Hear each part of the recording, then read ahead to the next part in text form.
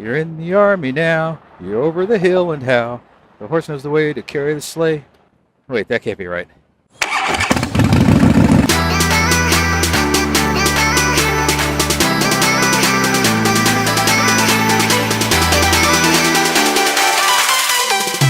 Just got done at the barber shop getting both hairs cut. These guys are like bartenders, man. They know all your family history.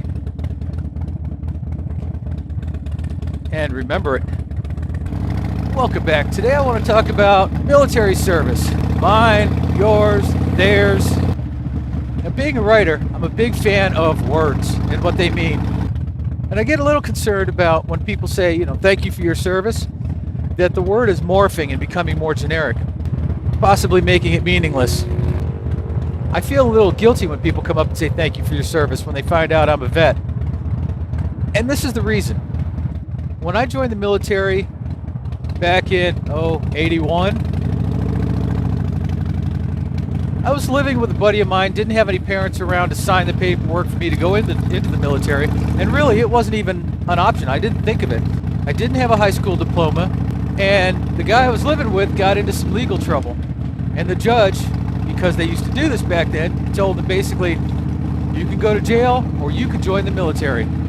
Well, I couldn't afford the trailer all by myself because I was barely holding on to a fast food job, and I really had no one else to rely on. So as soon as I turned 18, I ended up going into the military with him on the buddy plan, which essentially meant nothing. I don't know, maybe my recruiter got a kickback or something like that. But as a young kid who did not have a heart to be there and who had a problem with authority, the military was, at the time, probably one of the worst things I could have done. And I did it, but quite honestly, I was a punk. And I did it because I had to. And I spent the next 3.5 years before I actually got kicked out with a general under honorable conditions discharge, trying to get kicked out. I spent 3.5 years fighting the man and partying like a rock star in the Army. I recently saw an article where they were talking about the guys who were in charge of the nuke force getting caught in a drug sting. Yeah, that would have been me. Not that I was in charge of the nuke force, but that would have been me. So I don't condone it or approve of it, but I understand. And I was not there as a matter of service. I was there because it was a job, and I was a screw-up.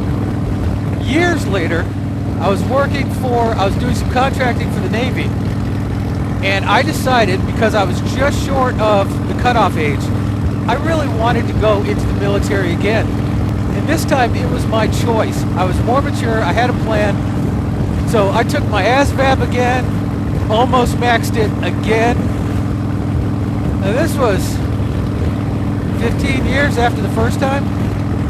Went through the physical, barely squeaked by, but I had to get a waiver because of my re-enlistment code coming out of the Army. So I sent off to DC or wherever they keep it and got my stack of paperwork. And when it arrived, it was thick. All the things I had been written up for.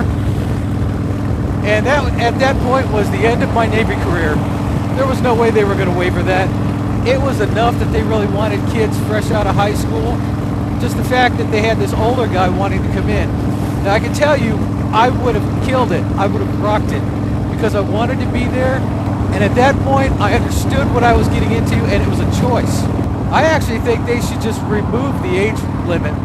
And if you can keep up with the young bucks and you can do your job, age has nothing to do with it. I think you bring a level of experience and wisdom to it at that point.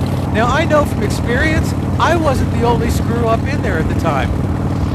And I can tell you from the news, I'm still not the only screw-up. So this idea of just because you're in the military, it's service. No, it's a really decent paying job when you figure in the benefits, the fact that they put you up and they pay you money. It's not bad. And not everybody is putting their life on the line. There are huge benefits to being in the military. And those continue. I mean, assuming you don't get kicked out early. It's not service for everybody, if my experience is any gauge. Now, that's not to say that there aren't people who are there as a matter of service.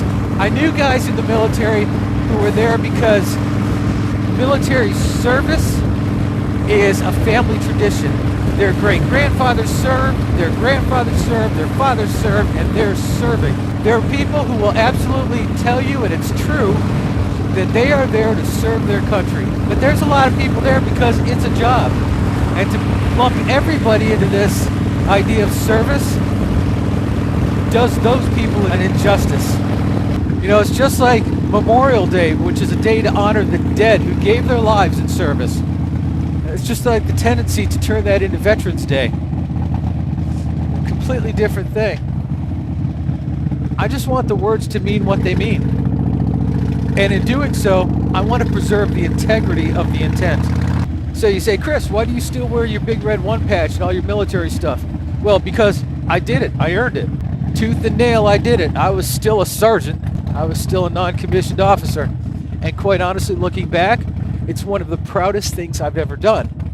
I wish I had realized that when I was doing it. That would have made all the difference in the world.